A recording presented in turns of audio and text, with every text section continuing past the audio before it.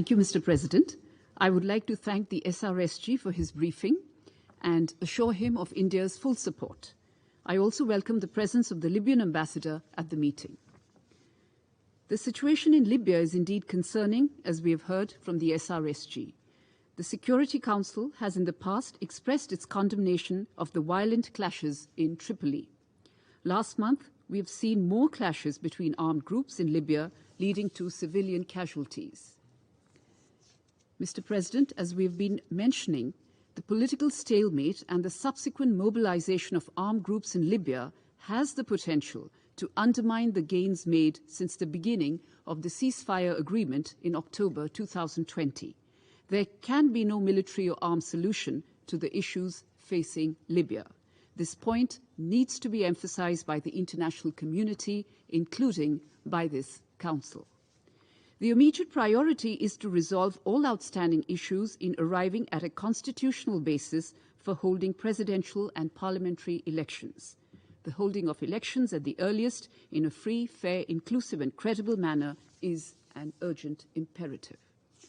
Violent clashes that are recurring regularly between the armed groups bring into focus once again the dangers posed by the continued presence of foreign forces and mercenaries in Libya. Their presence in Libya is a violation of the Libyan ceasefire agreement of 2020 that I have referred to earlier and goes against the pronouncements of the Security Council.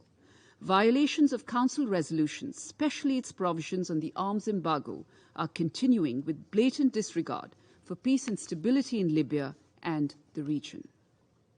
I would like to reiterate what the UN panel of experts of the Libya Sanctions Committee in their recent report have categorically pointed out, and I quote, "The remainder of the training provided by Turkey to the Government of National Unity affiliated forces is military or naval in nature and thus a violation of paragraph 9 of UN Security Council Resolution 1970 of 2011, unquote. We remain concerned at the resurgence of terrorist activity in Libya, and we reiterate that terrorist groups and affiliated entities must not be allowed to operate unchallenged in Libya. Terrorism emanating from Libya is bound to have cascading effects in the Sahel region, and it is therefore important for the international community to address it at this stage itself so as to avoid its collateral consequences in the wider African continent.